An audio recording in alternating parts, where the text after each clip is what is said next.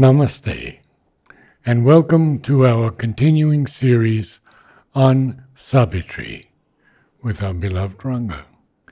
We are on Book 1, Canto 1, The Symbol Dawn, page 3, beginning with the line, "A hope stole in."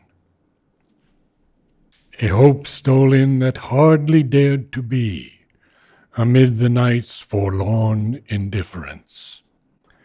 As if solicited in an alien world, with timid and hazardous instinctive grace, orphaned and driven out to seek a home, an errant marvel with no place to live, into a far-off nook of heaven there came a slow, miraculous gesture's dim appeal.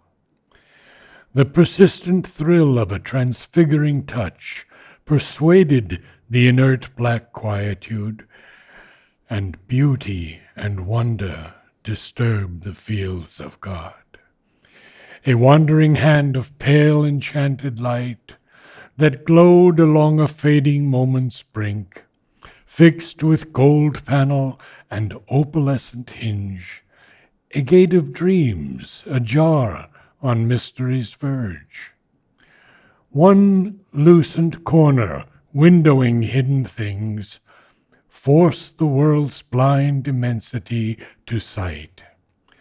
The darkness failed and slipped like a falling cloak from the reclining body of a god. Then, through the pallid rift that seemed at first hardly enough for a trickle from the suns, outpoured the revelation and the flame. The perpetual sign recurred above, a glamour from unreached transcendences, iridescent with the glory of the unseen, a message from the unknown immortal light, ablaze upon creation's quivering edge. Dawn built her aura of magnificent hues and buried its seed of grandeur in the hours. So, as we saw last time, the entire canto is a description of the beginning of creation. And the beginning of creation, you can see it in two ways. One is that the Supreme Spirit has entered into matter and is now going back again. Why is he doing this? We saw the adventure of consciousness and joy. It's an adventure. And this adventure is being enacted through each individual on earth. It's not that he's satisfied only with one doing the adventure once. He wants to do the adventure through everybody. So each individual is a divine who has come down to the physical world full of ignorance and suffering and pain and sorrow and etc. falsehood, and it has to climb back to where it came from. So this is the adventure. So the whole, this is one way of looking at it. The other is that the Vedic image of the beginning is only dark, unformed, a sea of unconsciousness. And out of that, consciousness is trying to come out. So the darkness is so immense and so dense that light has a lot of difficulty in coming out. Even science is telling us that life came out of matter after millions of years. Why millions of years? Because it is such a difficult thing. The adventure is not an easy one. The adventure is a hugely difficult one.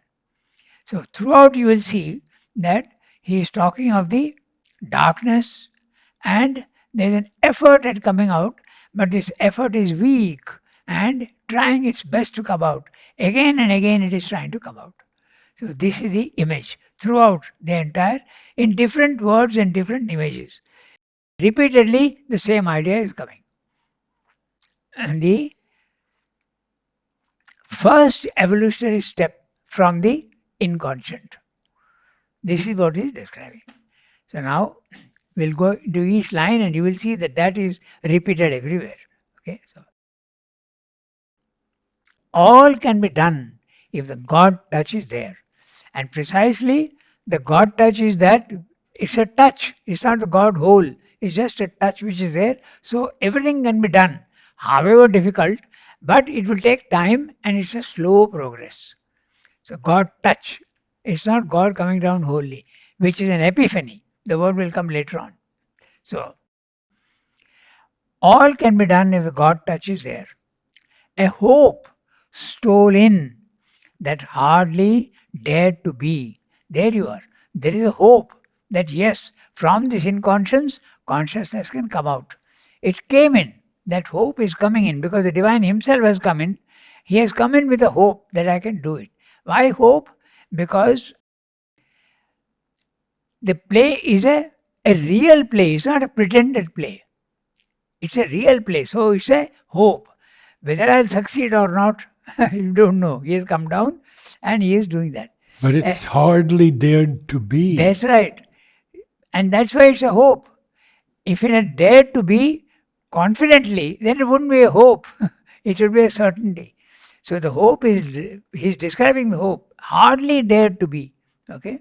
So that's exactly what I was saying. Both the aspects are there. There is a hope of coming out, and yet there is an obstruction which is happening. A hope stole in that hardly dared to be. And stole in where? Amid the night's forlorn indifference. Forlorn, pitifully sad and lonely, unlikely to succeed. That's what the word means. So night with an end cap, the absolute darkness of the inconscience. So there in that absolute darkness, unlikely to succeed, the hope has come in. So that's the image. Okay? And when it is coming in, as if solicited in an alien world, with timid and hazardous instinctive grace. Okay? What is being solicited? The hope. As if solicited in an alien world. The world, that world of darkness, the hope is the hope of light coming in here. Okay? And with timid and hazardous instinctive grace. So that hope is after all a divine hope. So it has an instinctive grace. Okay? And timid because it's not sure whether it will succeed or not. Often and driven out to seek a home. Now this is last time we discussed this, the divine has come down, banished himself. So he is become an orphan. He has no support. He is just all by himself. He has to now find his way back again. He is an orphan. Orphaned and driven out to seek home. Driven out from where? From the Supreme. He has driven himself out and now he has to go back. This is a symbol of, as I told you, Mahabharata and Ramayana. Each one. And this image occurs in many places. You are a king to begin with. You are the divine. But you have banished yourself from heaven and you have entered the thick, dark forest, dangerous forest of the world. And from there, you have to get back to it. And that's exactly the symbol in Ramayana as well as Mahabharata. The Ramayana, Rama is a king, he is a prince. He is about to be crowned king or crowned prince. He is going to be anointed as a king. But then immediately, within 24 hours, he is banished. Because of, I won't go into the story. And he is banished where? Into the forest. And now he has to move about in the forest for 14 years. 14 years is a way of saying it's a long period. Even when a convict is given a lifetime sentence, after 14 years it is reviewed. And if your behavior has been exemplary, you are released often. So after a long period of 14 years in the jungle of life, he can reclaim his kingdom. So you reclaim your kingdom when you get liberation and you go up. So you have come down into the forest and now you have to go back and reclaim your kingdom. It's the same with the Pandavas, the same story in the Mahabharata also. And how they have done that? It's a game they were playing. A game of dice, and they lost. and they lost everything. You have lost what is meant by everything. Your knowledge, your power, your ananda, everything is lost, and you have come down here, you are an orphan. So that's the image. Then, orphaned and driven out to seek a home, an errant marvel with no place to live. The word errant, I think, is a wandering monk. I'm not sure. It could be also, I've not checked up that word particularly. Errant is going this way Yeah, and I that think so. way.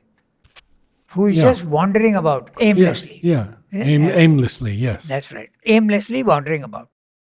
Marvel. He is a marvel because he is divine, the hope, and with no place to live. Now, into a far off nook of heaven, there came a slow, miraculous gesture's dim appeal.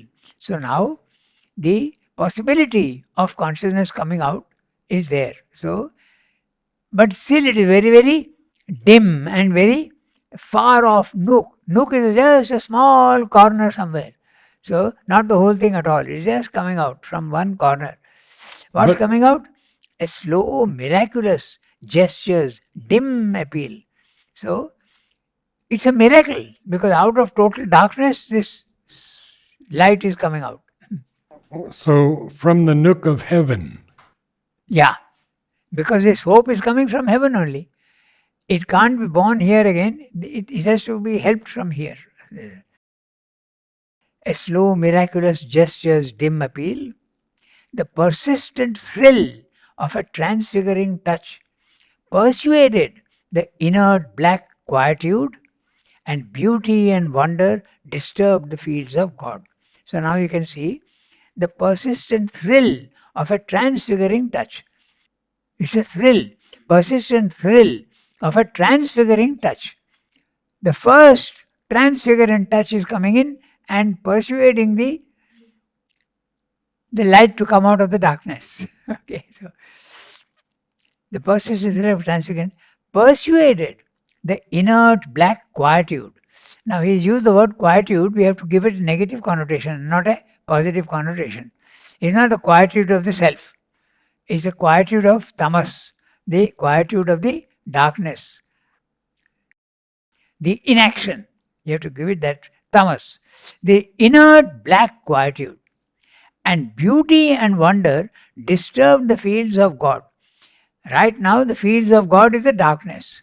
And any attempt to disturb that and bring light in will disturb the darkness. It will be upset because it's going to resist. So that's what he's saying here. Okay, so disturb the fields of God. And beauty and wonder. Beauty and wonder, the hope that is coming in. The hope is one of beauty and wonder. The divine is trying to persuade the darkness to yield so that it can start coming out. A wandering hand of pale, enchanted light. It's enchanted and it is light, yet it is pale. And it's a wandering hand. Wandering, errant. Again, look, Errant he's repeating. wandering, Yeah. yes. He's yes. again repeating. You'll see the whole structure of the poem is a organic whole. It's all connected. He goes on repeating in different words the same idea. So, a wandering hand of pale enchanted light that glowed along a fading moment's brink. So, that also for a very short time, this hand of pale enchanted light came for a very short time. That's the fading. Again, the idea of with great difficulty it is trying to come out. It's a hope, it is divine, it's a marvel, it's a beauty and wonder, and yet it's taking a long time to come out. That glowed along a fading moment's brink. The moment there's a beauty and wonder and there's a light which is coming, the thrill of a transfiguring touch, everything is there. Yet it is fading. It is pale and it is fading. Fixed with a gold panel of opalescent hinge. Opalescent? Now, that's interesting. Showing many points of color, shifting against a dark or pale background. So if you picture the word to yourself, that's why you have to always read Shravana with the dictionary by your side. Then you'll get the real image. So that's what he's saying. Fixed with gold panel and opalescent hinge. The door with a hinge. Okay? So, and why is it a door? Because the first opening is coming. He is using the word gate because there is the possibility of an opening in this darkness. So, an opening is a door. Fixed with gold panel and opalescent, a gate of dreams, ajar, not fully open, just opening, slightly open.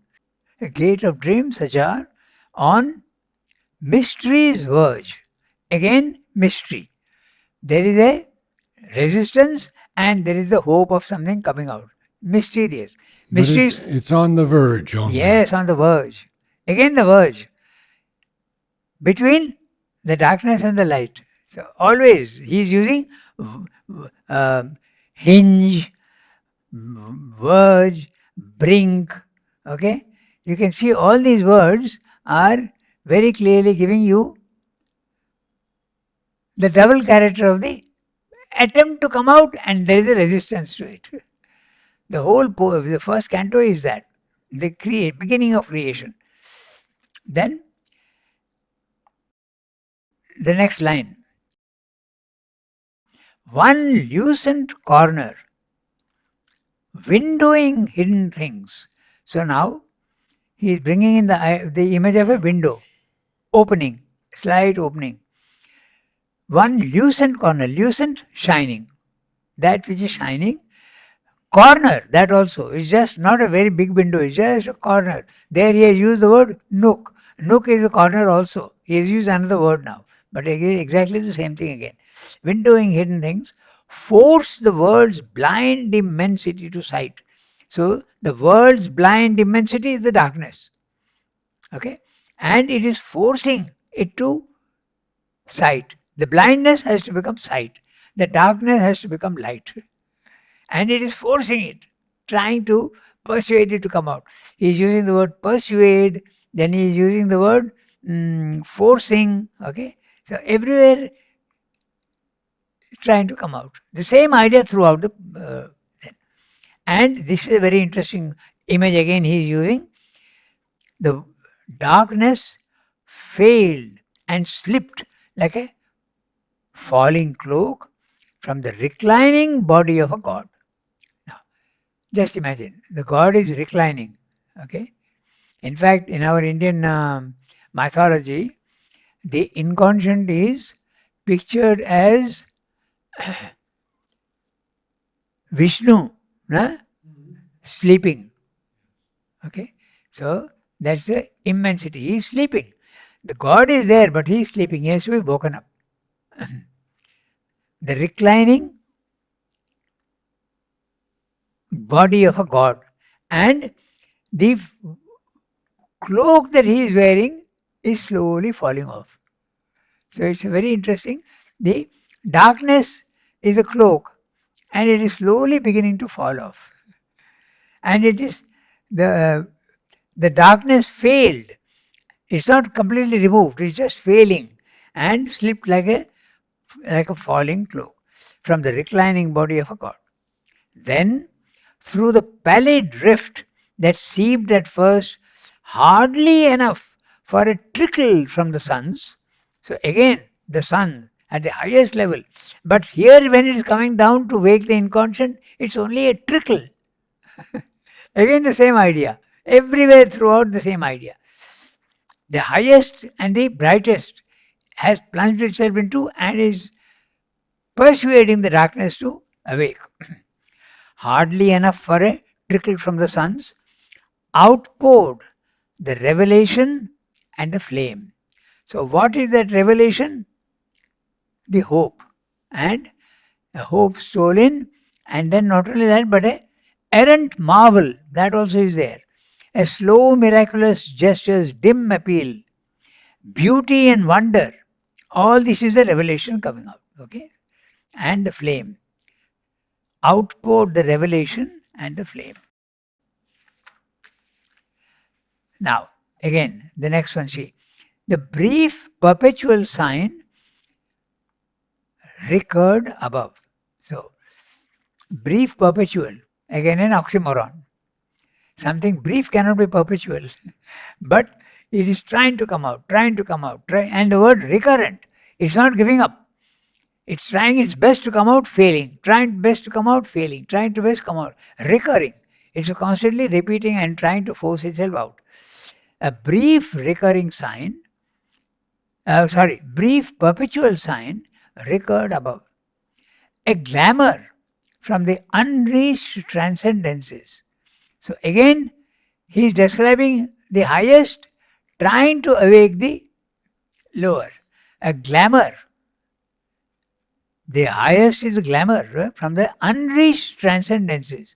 You have noted the transcendences are usually unreachable. Unless you, through yoga, you do that. Iridescent with the glory of the unseen.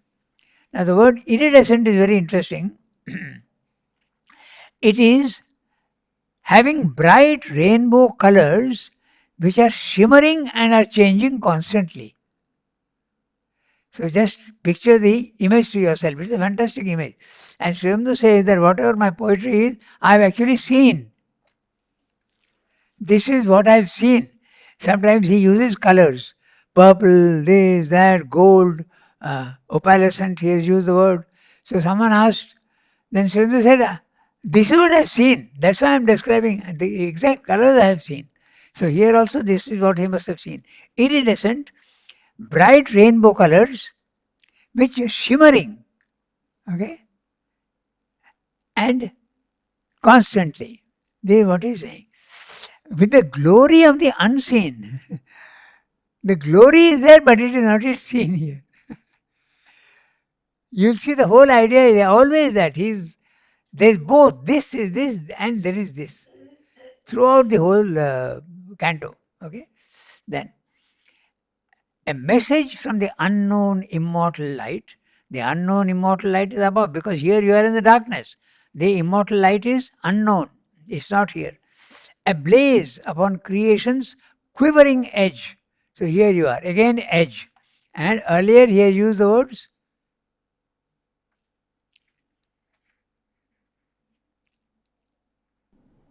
brink. Mysteries, And verge. brink also. Brink. So Yeah. constantly this idea that there is the dividing line between the light and the darkness. Brink, verge, okay, edge. Dawn built her aura of magnificent hues, but buried its seed of grandeur in the hours. So dawn is, the first light is beginning to come, okay, and it is almost there. Built her aura of magnificent hues, and he has used magnificent hues. He has told you that it is iridescent with colors which are shimmering. So magnificent hues, repetition of the word iridescent. Opalescent we had. Yeah, that's right. So there is a light, there is a color, there is a glamour, there is a beauty, there is a truth, but struggling to come out. Okay. An instant's visitor, the Godhead shone.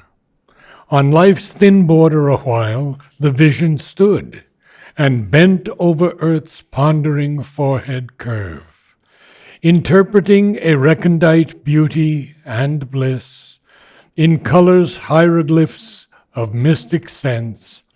It wrote the lines of a significant myth, telling of a greatness of spiritual dawns, a brilliant code penned with the sky for page. Almost that day, the epiphany was disclosed, of which our thoughts and hopes are signal flares. A lonely splendor from the invisible goal almost was flung on the opaque inane. Once more, a tread perturbed the vacant vasts. Infinity's center, a face of rapturous calm, parted the eternal lids that open heaven. A form from far beatitudes seemed to near. ambassadress twixt eternity and change, the omniscient goddess leaned across the breadths that wrap the fated journeyings of the stars, and saw the spaces ready for her feet. Once she half looked behind for her veiled son, then, thoughtful, went to her immortal work. Earth felt the imperishable's passage close. The waking ear of nature heard her steps, and wideness turned to her its limitless eye, and, scattered on sealed depths, her luminous smile kindled to fire the silence of the worlds. All grew a consecration and a rite.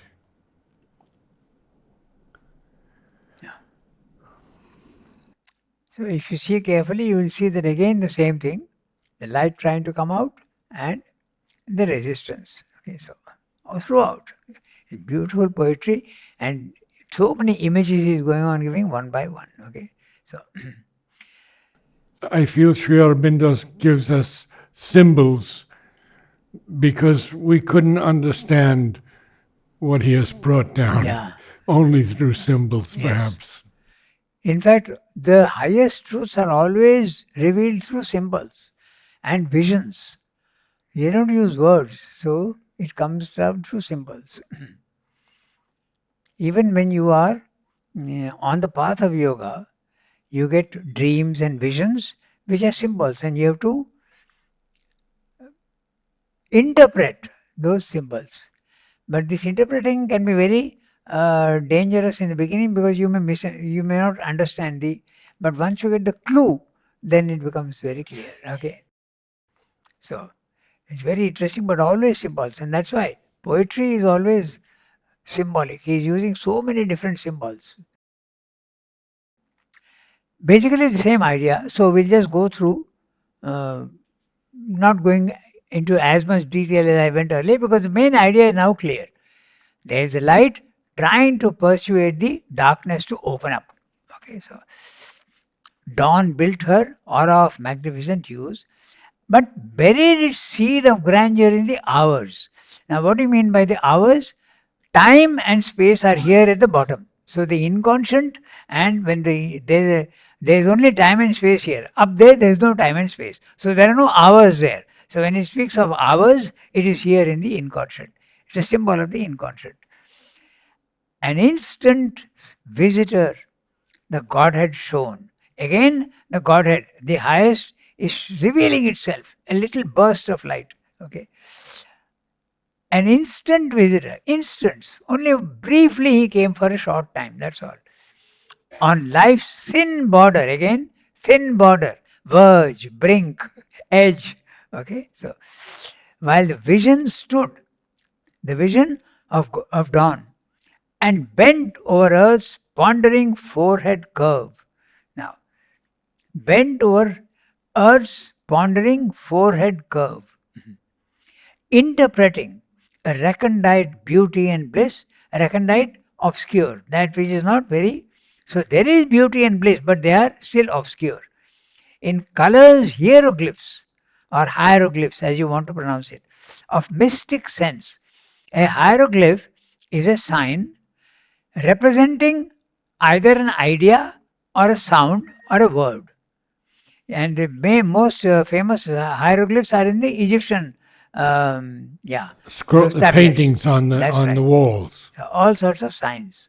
So, but if you take in a larger sense, any sign can be when it is got it's not a mere sign alone without any significance. There is always a significance. For instance, the swastika is a hieroglyph. Okay, even anything can be a hieroglyph because it has to have a significance behind it in word or sound or meaning. Colors, hieroglyphs of mystic sense, it wrote the lines of a significant myth telling of a greatness of spiritual dawns, a brilliant code penned with the sky for page. So you can imagine the image that he is using. Okay, the sky is the page, and on that page are these symbols are being written out. Okay, look at the grandeur of the image. Okay, interpreting a recondite beauty and bliss in colors, hieroglyphs of mystic sense. There's a sense behind these, but they are mystic. It wrote the lines of a significant myth, telling of a greatness of spiritual dawns, a brilliant code penned with the sky for page. It's still a hieroglyph. It's not yet, the meaning is not still clear. That's what he's hinting at. Almost that day, the epiphany was disclosed. The epiphany is the sudden appearance of God. We have to take it here in this sense. But in the Christian context, epiphany is the revelation of Christ to the three wise men or the baptism of Christ. But here we have to take it in the sense of sudden appearance of a God. So what is the sudden appearance? Again, that hope is coming, then that dawn is shining through, and beauty and wonder is again coming up. This is the epiphany. God is showing himself, but in an instant only. Okay. Throughout he is using these words which tell you it's a very, both the things are there. Almost that day the epiphany was disclosed, of which our thoughts and hopes are signal flares. So sometimes we have high thoughts and hopes also. The hope is a signal flare. It's just a flare. But it is saying that it is possible to do this. It is a signal that yes, it can become a reality. We have the idea of signal flares in war. Yes. When the soldiers want to be found, they send up this flare. It has a message. It's a message. It has a message. So that's right. It's exactly the same thing. But a lonely splendor from the invisible goal almost was flung upon the opaque inane. The word inane means lacking sense or meaning, silly. So the inconscient is being described as the opaque, dense inane. No meaning, nothing, just a black darkness. Okay, so, and a lonely splendor, again, the splendor, beauty, truth, colors, epiphany, all these words he is using. The same idea again repeated throughout. Once more, a tread perturbed the vacant vasts. So here he uses the word perturbed, and there he has used the word disturbed the fields of God. So you can see the structure, how it is a repetition of the same idea. Once more, a tread perturbed the vacant vasts, infinity's center, a face of rapturous calm, parted the eternal lids that open heaven. So there is a face and the eyes are closed, but now the eyes are opening. Okay? The lids are, and they are eternal. They are parting the eternal.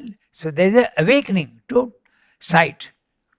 But there's also a face of rapturous calm. The face is capital F. Yes, that's right. So that's the image. There is a face and the eyes are closed, but now the eyes are beginning to open. That's the image. A form from far beatitudes seemed to near. You can see very often that Srimad uses alliteration for sound effect. That's why it's a mantra. From a form from far beatitude seemed to near. Alliteration is the repetition of a sound. Okay, so you'll see many times. We'll point it out. It's very interesting. A form from far beatitudes seem to hear. So form, the inconscient is no form. So the form again is an indication of something trying to come out and come out of the lack of form is becoming form. Manifesting. A form implies manifestation. So, a form from far, beatitudes seem to near. Ambassadress twixt eternity and change. So again you have ambassador is representing one country in another country. Again, you have the idea of the difference between the two, spirit and matter. In fact, eternity is spirit and change is movement, and so it represents matter. There is no change up, there is change only here. He is using different words, but spirit and matter, the immutable and the mutable. The mutable is the change. And Sri Aurobindo uses the word twixt Yeah, between. because it's one beat. Yeah. Between would be two. Yes, that's right. Okay. So, twixt eternity and change. The omniscient goddess leaned across the breadths that wrapped the fated journeyings of the stars and saw the spaces ready for her feet. So now the darkness is opening up slowly, and now dawn seems to the omniscient goddess now sees that there is a possibility of my coming down here and doing the work. So that wrap the fated journeyings of the stars. What an image! The journeying of the stars is wrapped. The ancient goddess leaned across the breadths, and the breadths are wrapping the fated journeyings of the stars. Once she half looked behind for her veiled sun. Again, you will see the same idea. The sun is there but veiled, and this goddess is looking back to see whether the sun is there. Okay, half looked behind her for her veiled sun. Then, thoughtful, went to her immortal work. So, what's the immortal work? Trying to wake the inconscience. That's the immortal work. That's going on even now. The work is endless. Okay, so the work is going on. Earth felt the imperishable passage close. The waking ear of nature heard her steps. Now, a ear is waking. So, the waking is the opening of the eyes and hearing. There is both the hearing and the sight. So, that's what is implying here by the waking ear. Because earlier he has spoken about the dumb and unheeding mother, if you remember. Okay? You remember the heedless mother on page, the second page. The heedless mother of the universe. Now the mother is hearing and responding, opening her lids. So again the same idea, that the slow awakening. Okay? So, as I have said, and you have to remember what he has said earlier to be able to connect. Now he is saying the waking ear. Earlier he has said the heedless mother who doesn't hear anything, absolutely deaf, but now it is not deaf. The ear is waking up. Okay, of nature heard her steps, and wideness turned to her its limitless eye. So there is hearing and there is seeing, both, and they imply senses, and senses imply life. So life is slowly coming out of that which is dead. He is using other images and other words, but that's exactly what he is implying. And scattered on sealed depths, her luminous smile kindled to fire the silence of the worlds. So, the depths are sealed, again inconscient. But her luminous smile is there on top, and it is kindling to fire. What is it kindling? Silence of the worlds. Silence of the worlds, the inconscient. So, the inconscient is being forced to wake up, kindling the fire. And what is that? The luminous smile. And he says that earth, that very important line, earth felt the imperishable's passage close. I didn't follow. What is Earth felt the imperishable's passage close. That's right.